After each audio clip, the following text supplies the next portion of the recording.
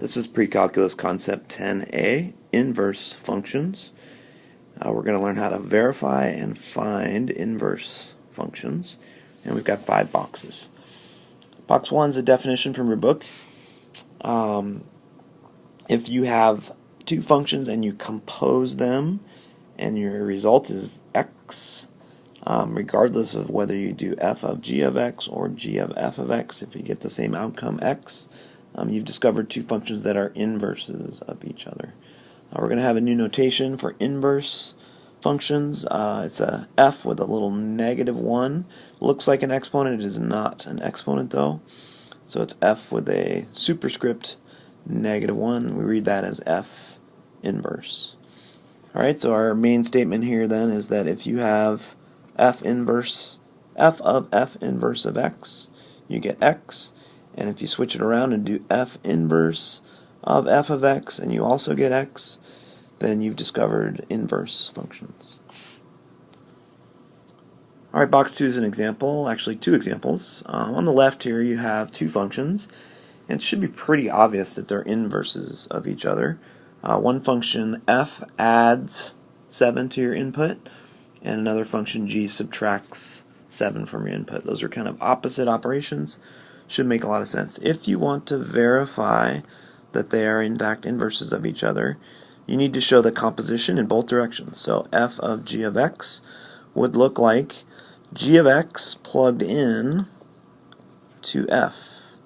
And of course the result of that is just x. And if you composed them the other direction, then you're going to stick the f function into the g function. So x plus 7 would be plugged into the g function, and you also get x.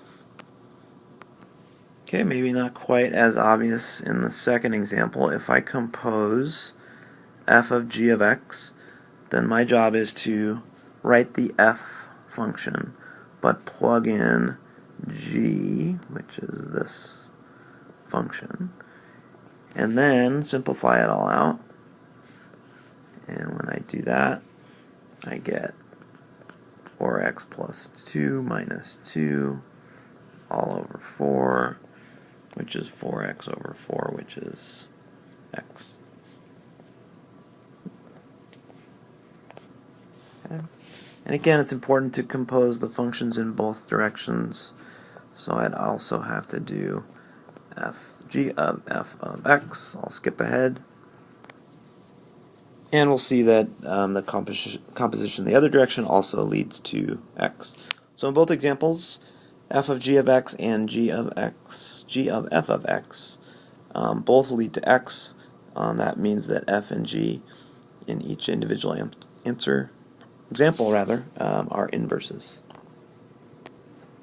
Alright, box 3 is a concept. We're going to learn how to find an inverse of a function. There's basically 4 steps to follow, and you'll want to summarize these in your notes.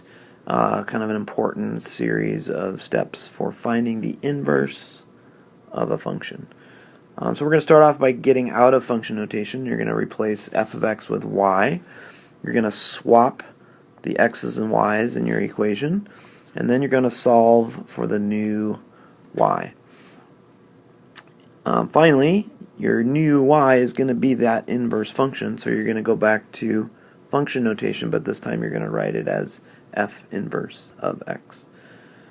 Alright, there are times when a function does not have an inverse. We'll talk about that in our next lesson. Alright, box 4 is an example. We're going to find the inverse of a function. F of x equals -2x plus 3. So remember, our step 1 is simply get out of function notation and write this as a y equals formula. Easy enough. That's step 1. Step 2,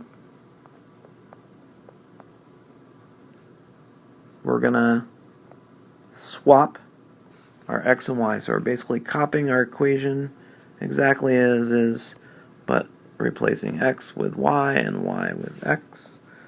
Our step 3 here is going to be to solve for y. So when I solve for y, I want to subtract 3 from both sides of my equation. And finally, divide both sides by -2. Right, and I get a final solution. Y equals x minus 3 over -2. Another way I could write that is to take the negative out of the bottom and put it into the top. So negative x plus 3 over 2 would also be an acceptable answer. And then your final step is to go back into function notation and write our final answer not as a y equals, but as a f inverse, because we found the inverse of our original function. And I'll use our second version over here, negative x plus 3 over 2. If I wanted to, I could go back and verify like we did in the last example, and it should work out that f of f inverse turns out to be x, and f inverse of f turns out to be x. Okay, box 5 is a you try. Here's a function. We want you to find the inverse of that function. Okay, following our steps, you're going to rewrite your function in terms of y. You're going to swap your variables. You're going to solve for your new y. And you should have gotten the inverse function cube root of x minus 2.